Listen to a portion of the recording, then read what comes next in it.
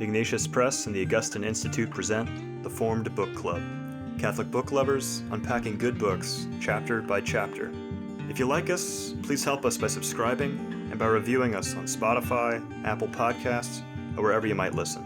And don't forget to sign up for weekly updates and study questions at formedbookclub.ignatius.com. Welcome to the Formed Book Club, where we continue to discuss In Defense of Sanity. Oh, there it is. The best essays of Chesterton.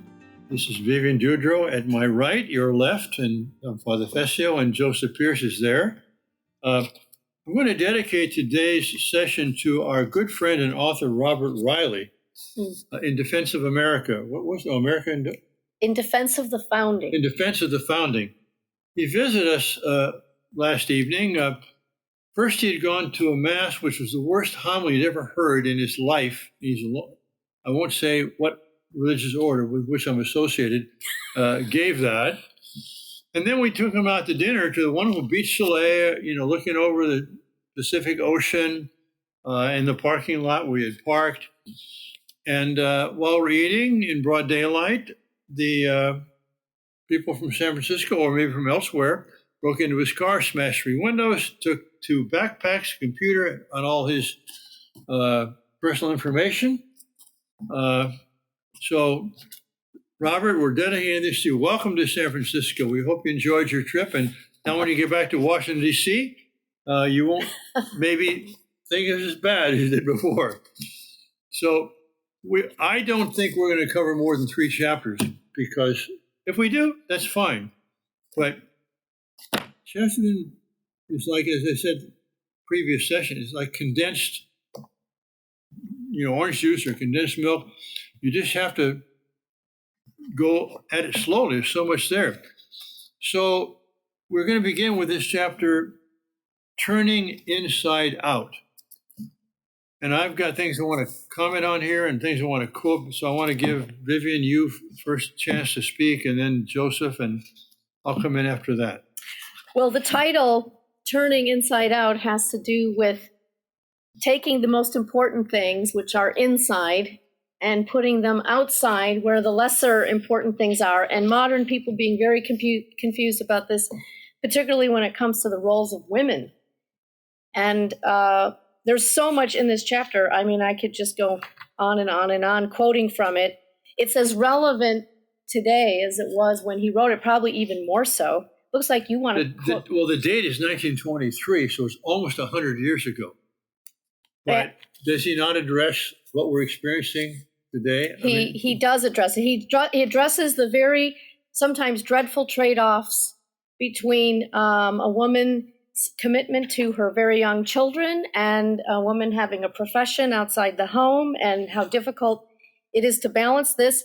And to show you how relevant it is, I know, I wanted to give a shout out to a recently published book called Being There, Why Prioritizing Motherhood in the First 3 Years Matters.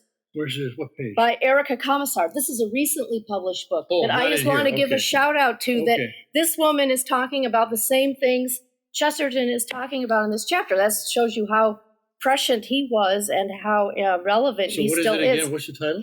Being There, Why Prioritizing Motherhood in the First 3 Years Matters. And it's not written from a religious standpoint. It's written from a, health and well-being and flourishing standpoint. And it's been reviewed in the Wall Street Journal and all kinds of things.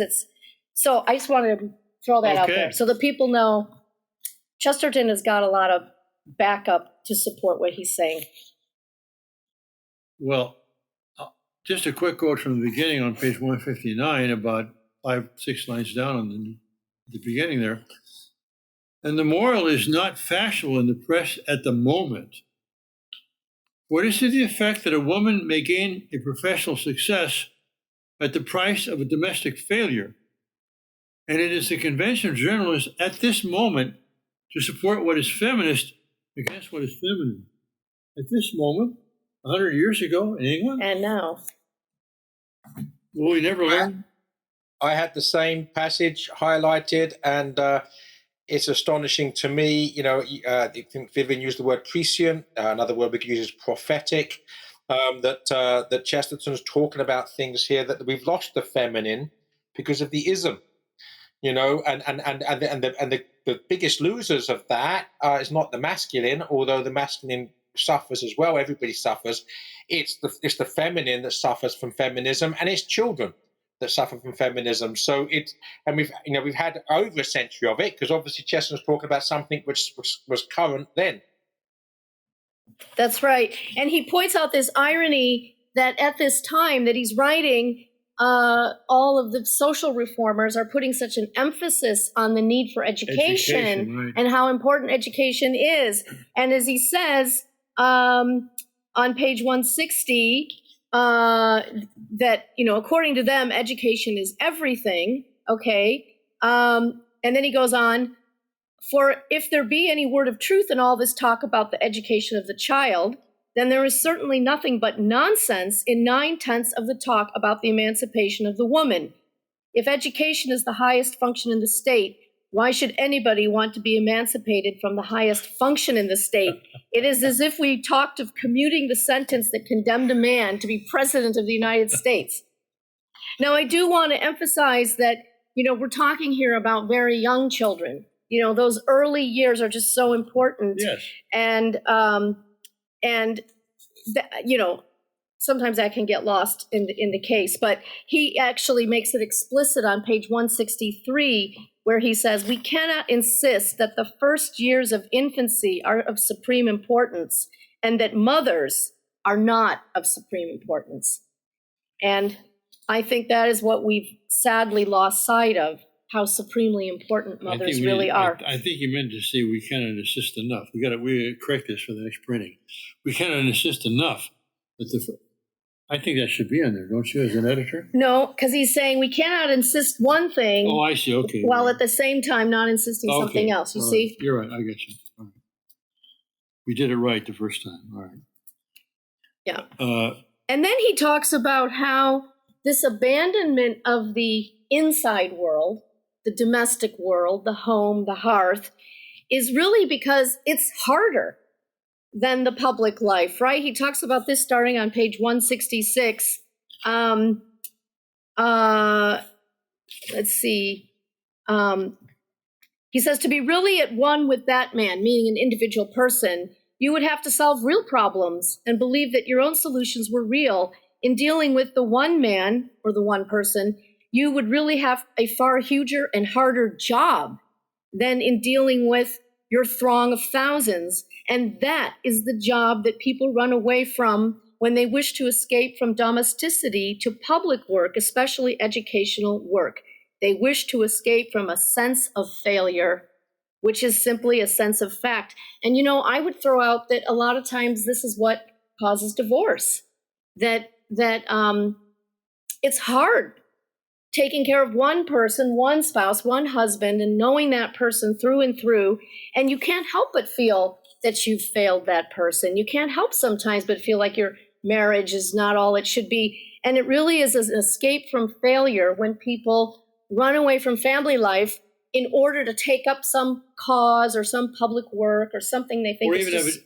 to be a manager where you're in charge of 200 or 400 people. Well, you don't have to know each one and figure out concrete problems. You've got these organizational problems.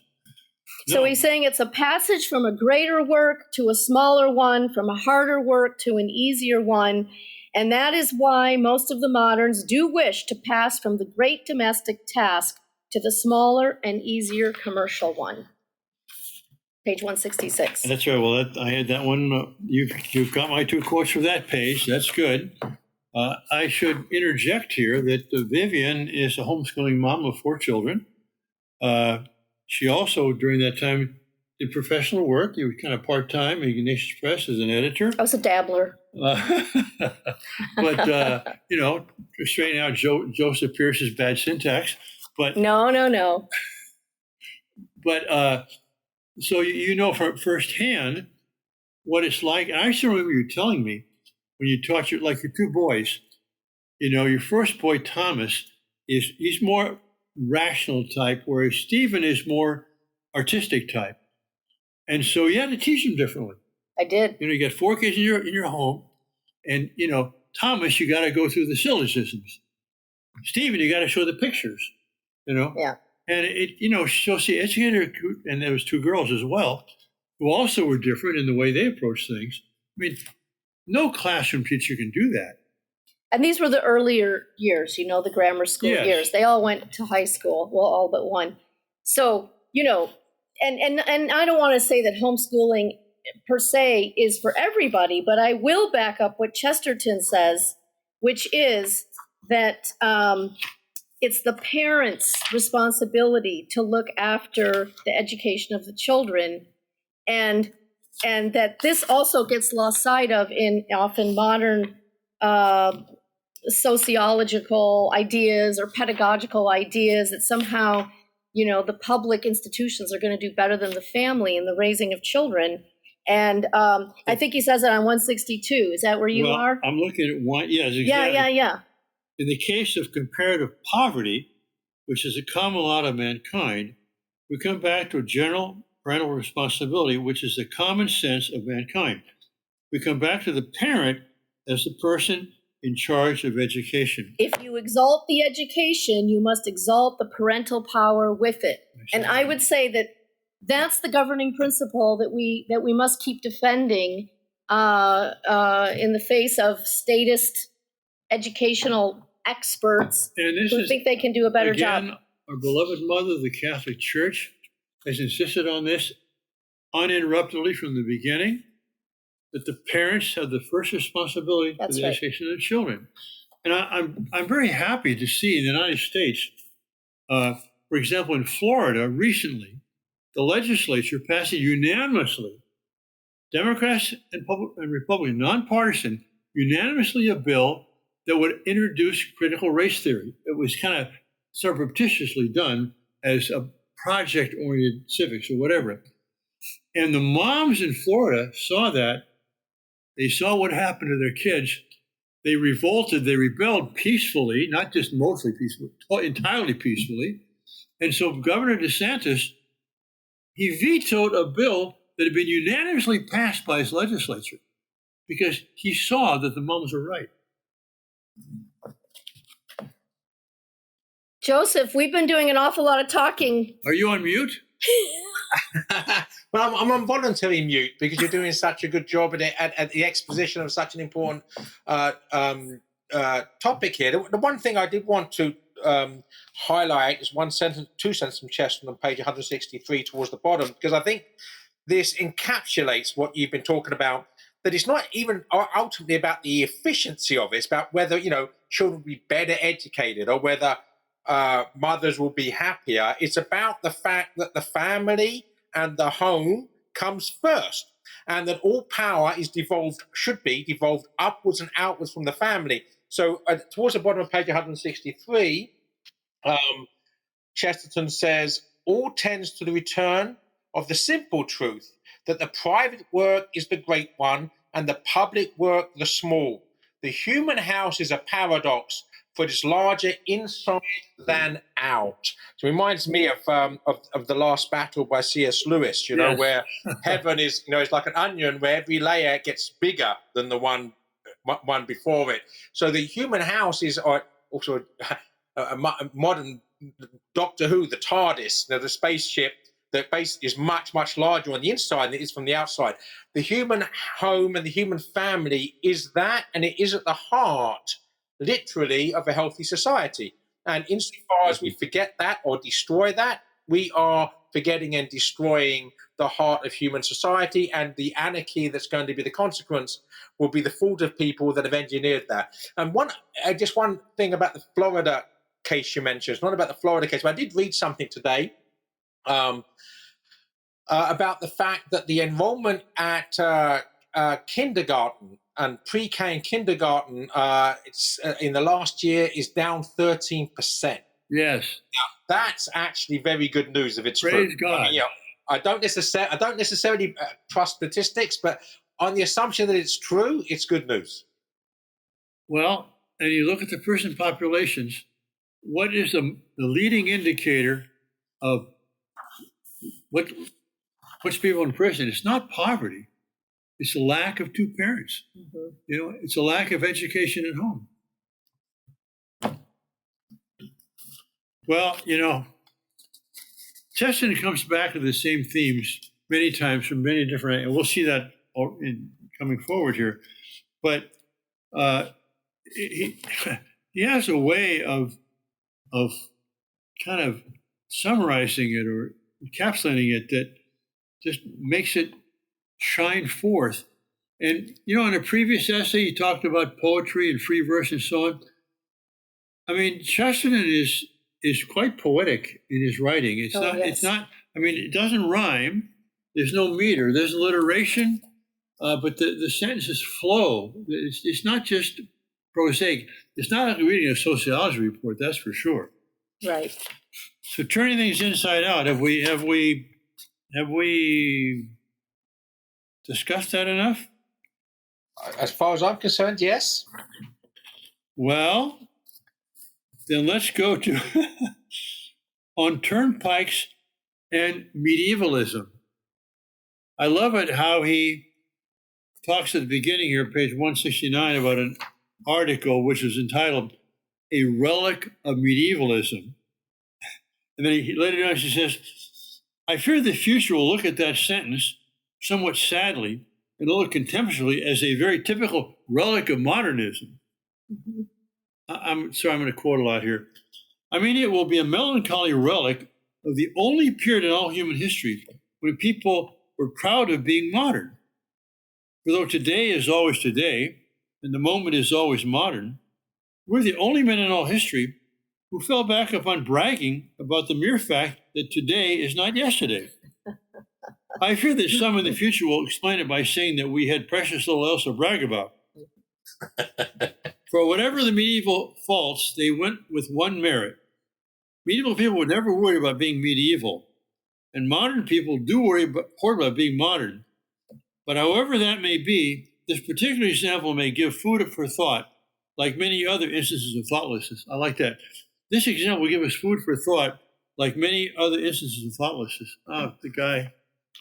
Yeah, actually, the only thing, Father, that I have highlighted in this is the second line, a relic of medievalism. Because if the modernism of the journalist is not made manifest in that very title, because what he means is a relic of the medieval, right? 'Cause medievalism, right, is an ism. It's a belief in things, right? And the whole article is about the fact this is a relic of the medieval, something which belongs in medieval times. So the actual title is ungrammatical. It's not actually saying what he means. Well, what I love about the essay is that he then lists all these relics of the past, right? Including the printing press, including Parliament, including the university.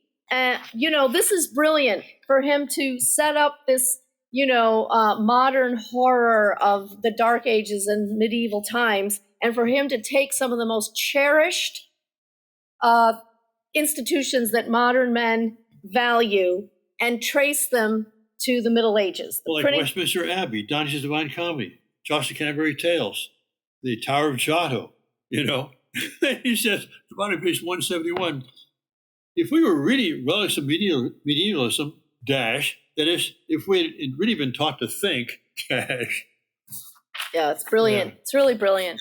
And also, I like towards the end, I didn't highlight it, I don't necessarily know it's worth looking for, but I think he implies at the end that the turnpike is probably not medieval, it's probably more modern than that. That's funny, right? And certainly in England, at least when I lived there were no turnpike roads at all, and it wasn't until I came to the States that all these new turnpikes. I'm not aware of people having to pay to go down a road in medieval times. I think that's a very good idea.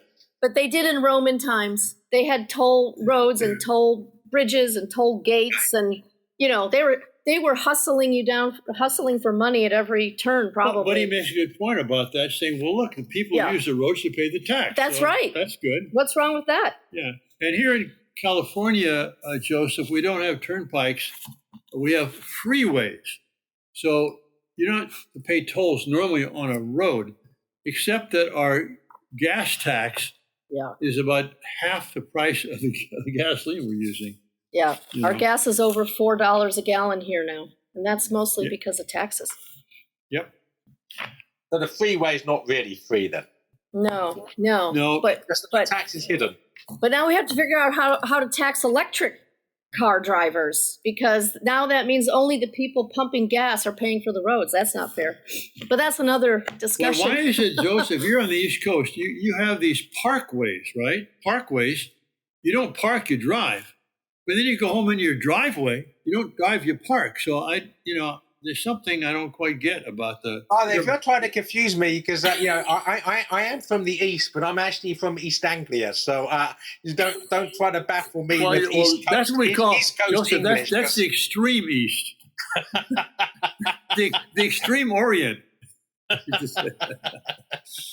All right. Well, so we're going to cover now this chapter, the drift from domesticity, which kind of goes back to the themes we had in that. It does. It's basically take 2 on Inside Out, and but it's because it's such an important topic, as Joseph just said. I mean, everything hinges on the family, and so no wonder Chesterton writes about it as much as he does. But he has a general principle about you reformers don't destroy something unless you know what it was for. That's right. I don't understand this. Let's get rid of it. No, wait a second. He says, don't get rid of it until you do understand it. In fact, he puts it explicitly on 177. If they do not see the use of it, they had much better preserve it. They have no business even to think of destroying it until they have seen the use of it. And the it in this case is the family, because as we know, part of the modern project is to destroy the family. So I want to give you a chance to speak, because otherwise I'm going to start quoting Chesterton at great length here. Quoting Chesterton at great length is always good, but I think the whole point about this is the cancel culture, right? As cancelling the past, and it's the arrogance of ignorance. The fact that if we don't know something, we presume we're better than it.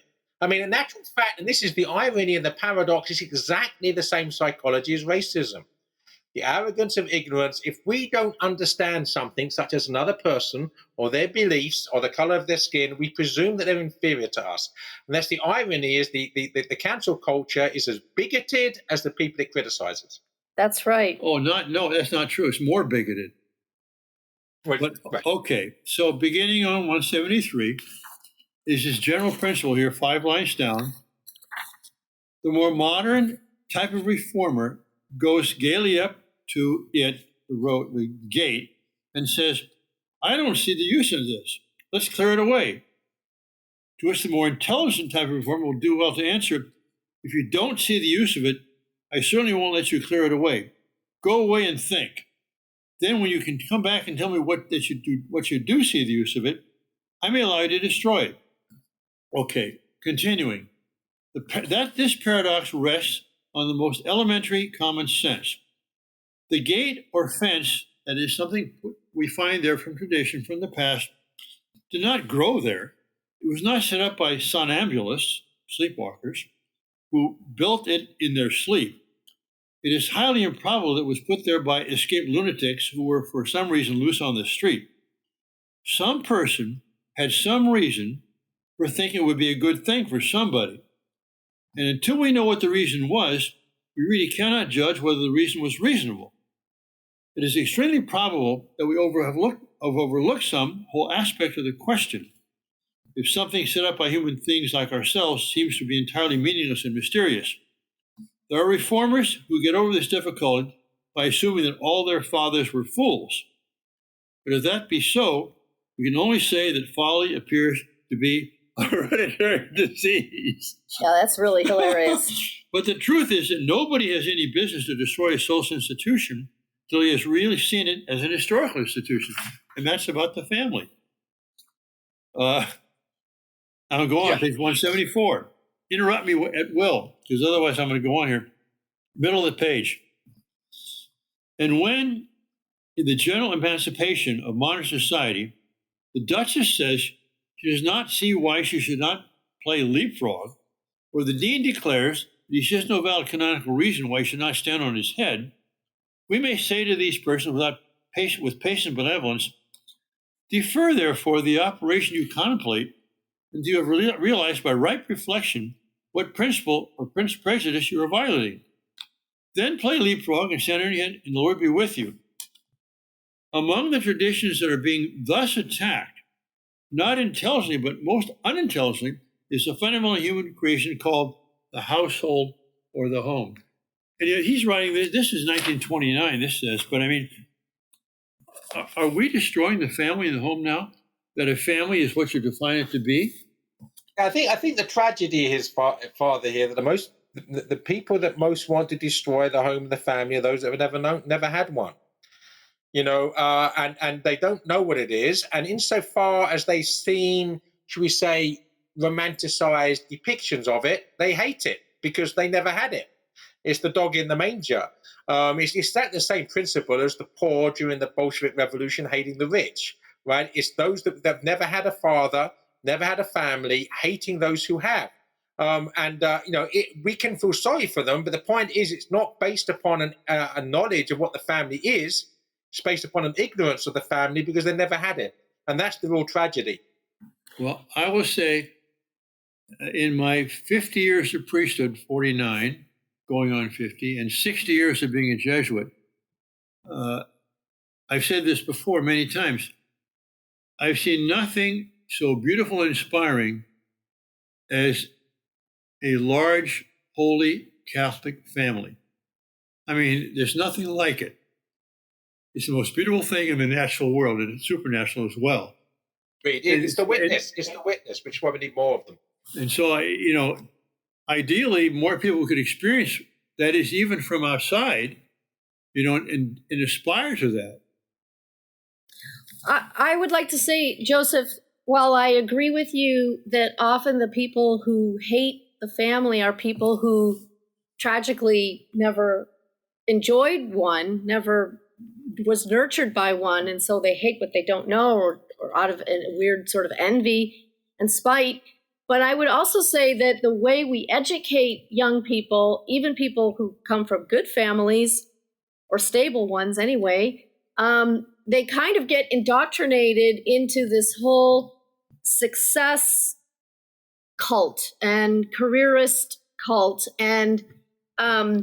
And sometimes it's not until they're far down the road that they realize that there's something missing in life. And actually, because they once had a happy home or happy family, they can long for it again. And I think that's kind of what happened during COVID for a lot of families. People were often working from home, spending more time. And as much as that's hard, as we talked about in the last essay, it's hard living with people, okay? But still, the joys of family life were rediscovered. And your statistic that you quoted Exactly. of preschools and kindergarten enrollments being down, we're also seeing public school enrollments in general being down. People are not returning their kids to the way of life they had before. They're looking for alternatives. Apparently, there are more single-family households now post-COVID, and many of those by choice, that after this time spent with the family, now one spouse or the other is deciding to stay home more. And so there has been kind of a rediscovery. Not single family, single worker. That's what I meant to say. Thank you. We're seeing an increase in single income families that were once two income families. And this is by choice, not simply because, one of them got laid off or something like this. No, a lot of families are rediscovering that the world inside the home and the hearth and the family really is a precious, beautiful place. Let me say something here, Vivian, because it's rare and beautiful. Your disagreement with me wasn't a disagreement with me; it was an addendum, Right? And an important addendum. It fleshed out what I was saying. A lot of the people that hate the families because never experienced one, but people now, and especially because of COVID, have experienced family and realize there's a richness there that they had deprived themselves of and their children of, and are returning to it. And we have to hope that when the dust settles on the virus, on these COVIDious times, that this will be a really truly beneficial outcome of it, which might actually be transitional in a positive sense to society. Yes. I want to comment on something and get your response, Vivian. You talked about the problem of even a good family, stable family, sending the kids to schools, and they're taught success and, that sort of thing. To me, that's not as big a problem, because now success is seen as a white supremacist thing, as part of white privilege, That's true. And what they're taught in school is, gender dysphoria, that, you can't be sure you're a boy or a girl, and so make your mind up, that sort of thing. And to me, that's more insidious than being taught to strive for success. And who's doing this? The people not having children, and therefore not being able to form their own children, they want to get yours, and inject the same poison that they themselves. Can I say something about how arrogant that is on a level which they don't realize, paradoxically? Why should they think it's important for people to make up their minds? So I just, the whole point, you're going to make up your mind whether you're a boy or a girl. Well, why? I mean, the point is, you're sexually determined, right? It's not a decision. And to insist that you have to make up your mind about something which your genes have already made up for you is an arrogance based upon nonsense, but also, it's also based upon an insistence that you have to do what we tell you. You can't just, you're a boy. No, you're not.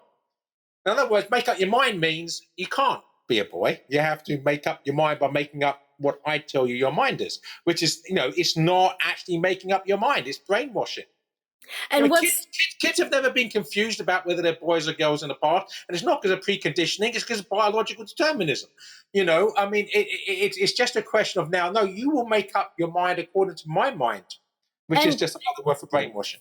And what's so ironic about it, Joseph, is that what they're doing to children in kindergarten, they'll see a boy wanting to sit and play with the crayons instead of maybe going and playing King of the Hill, and they'll say to that little boy, "Oh, you like art? Maybe you're supposed to be a girl." And they'll say to the girl who wants to go out and play King of the Hill with the boys, "Oh, maybe you're supposed to be a boy." They have never been more rigid and binary about gender than they are now. Why can't a girl... The word they invented for that, Vivian, was sexist. That's what they're being. Girls do this and boys do that, right? I mean... Exactly. So why can't a girl be sporty? Why can't a boy be an artist? I mean, exactly. Why are they putting these kids in these boxes? Every time I write a sonnet, I feel I should be a girl, Vivian. It's a problem for me. Fight that, Joseph. Fight that problem. Okay, I'll fight it. I'll beat it down. Well, I think we've covered the meat here, the substance. I want to just do a little brief addendum, sidebar, bottom of page 176, top of 177. Men cannot be educated by machinery. And though there might be a robot bricklayer or scavenger, there will never be a robot schoolmaster or governess. Now, that's 100 years ago he's saying that. Now, we do have robot bricklayers now, actually, and robot scavengers, too.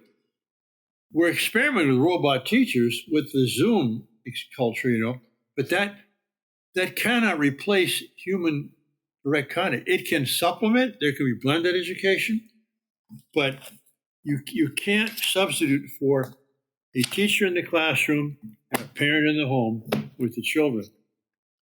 And in fact, the talk to any teacher who's lived through this COVIDious times, as you like to call them, Joseph, and that teacher will tell you that this Zoom stuff and everything has been mostly a failure. And like you say, Father, it isn't that you can't have some hybridization, but you can't replace in-person teaching. And even the robot craze, I just saw an article recently that even the robots in Japan that they've created to do domestic work in the home and to try to look after elderly and that kind of thing, that those aren't working either. So, when you've got inanimate objects moving around other inanimate objects, robots, maybe come in handy. But when you're talking about the care of people, of other people, robots can't replace that. Yeah. Let's have a robot distribution of communion, a robot priest or whatever, No, okay, so I think this is good. Those who are still with us, and I hope there's some of you out there, I think there are, we're going to continue enjoying our discussion of the jolly journalist, G.K. Chesterton. And if you don't have the book, well, that's your problem. We're going to follow this book, and we'll probably get 3 or 4 more essays in, but maybe read 5 ahead just to be ready in case somehow we come across one we don't want to discuss. Any last comments? No. All right. Thank you, everyone, for joining us at the Forum Book Club, and we hope to see you again next week. God bless you. If you enjoyed this discussion, please help spread the word about the Forum Book Club by subscribing to the podcast and writing a review. You can sign up for weekly updates at forumbookclub.ignatius.com.